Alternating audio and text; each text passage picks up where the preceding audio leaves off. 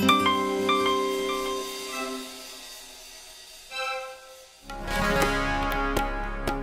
TV is a co-production of Minnesota's Emergency, Community, and Health Outreach Collaborative of Health, Safety, Emergency Preparedness, Ethnic and Nonprofit Agencies, and TPT's Minnesota channel.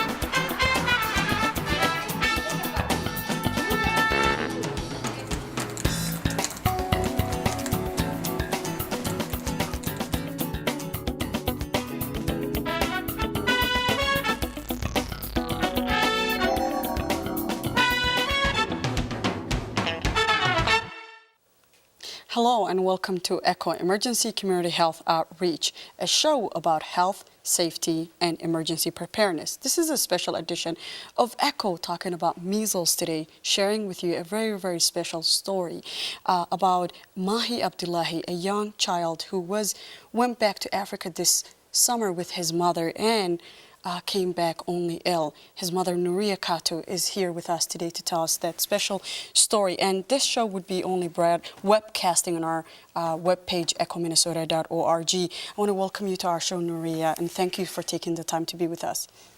You're welcome. And also sitting right next to Nuria is Chris Arminson of Minnesota Department of Health. She's the Director of Infection Disease Control. Thank you so much.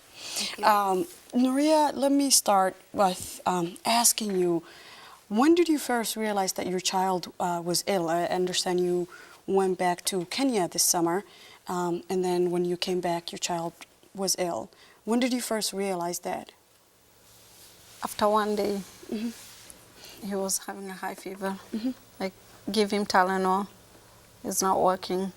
I make an appointment next day. I saw the doctor. And then that's why they say we have to take him to Children's Hospital with C. Okay. So what happened to the child while he was in the hospital? Still, the fever was on and off. They tried to give him Tylenol as much as they can. They did everything, blood work, everything they could. But still, within 10 days, and then that evening, Sunday night, he was coughing, and they take X-ray, and they find out that he have a pneumonia, and then after that, they want to know what's bringing pneumonia, and then they say, oh, you have a measles. I understand that this was a very, very horrific experience. What was the most frightening for you about your baby's illness in the time of the hospital? What was the most scary thing for you? The most scary part was like he wasn't able to breathe, and he was in a tubing machine. I'm going to jump in right into you, Chris. Tell us what measles are. Sure. The reason that I think a lot of people aren't familiar with measles is because thankfully it's a disease that has been controlled by vaccination, so we don't see as many cases of measles now as we used to many years ago. But what measles looks like is it's a rash illness, so most people are familiar with the rash illness part, but what we just heard about is this disease actually has what's called a prodrome, or some early symptoms that come before the rash comes. So you can have fever, cough, runny nose, watery eyes, all of those things. And then a rash will start. It usually starts on the forehead and goes down to the rest of the body.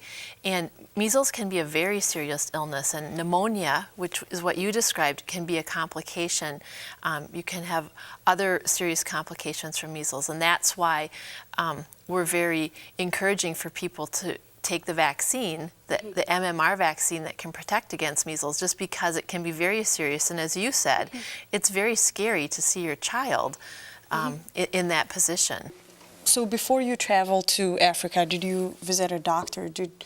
I understand normally when people are traveling, they take travel vaccines and do a visit to the doctor. Did you do that before? Yeah, I did. But he wasn't due to his age by then. And then I decided normally I give it to my kids, my other ones, 3 of my daughters. So for him, I decided to give him when he's 1 year old. So the day we arrived here is the day we arrived was his birthday. So it wasn't due. But your other children were vaccinated before they Yes, went, they did. and that's why they didn't get sick when they came back. Yes, Okay. they vaccinated when they're 1 year old. Chris, what other parents that are watching us are to do in a situation like this where their kids are not old enough to have the vaccines, but they want to travel? Should they hold off on traveling and not leave the country, or what are the recommendations here? Well, there's a couple of options, and one of the reasons that we're so appreciative that Nuria is willing to tell her story is because it's a very common thing for parents to be aware of when the measles vaccine is recommended. And you're absolutely right, it's recommended between 12 and 15 months of age normally. What a lot of parents don't realize is that you can receive the vaccine early if you're traveling internationally. So if a child is 6 months of age and your family is planning to go back home to visit, they could receive the vaccine early. And then once they reach the normal age, the 12 to 15 months, then they could be revaccinated. But that's something that many parents don't know about, and because they don't know about it, they can't take advantage of that. Thank you, Chris. Nuria, I cannot be in your shoes or try to experience what you want to experience, but what do you want to tell other parents that are out there who might be thinking of traveling overseas? What message do you want to get to them about your experience? I want to tell them that they don't have to travel around. My sister-in-law too, she brought her daughter to come and visit me, and the same thing happened to her. She was in a hospital while I was in a hospital too.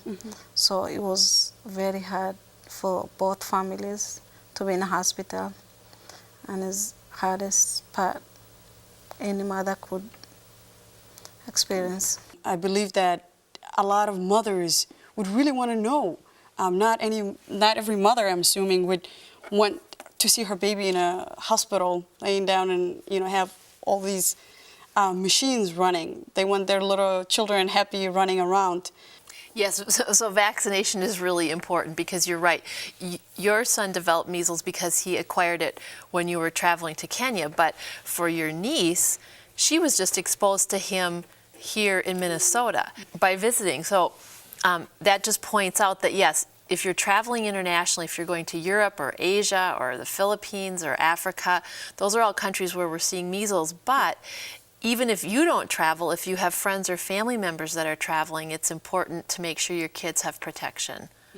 Yep. Well, thank you so much again, Nuria and Chris, for both Nuria for being able to share the story with you, and Chris for weighing in. Again, my name is Zuhur, and this is a special edition of ECHO talking about the measles disease and the outbreak this summer. You can find this show on our website at www.echominnesota.org.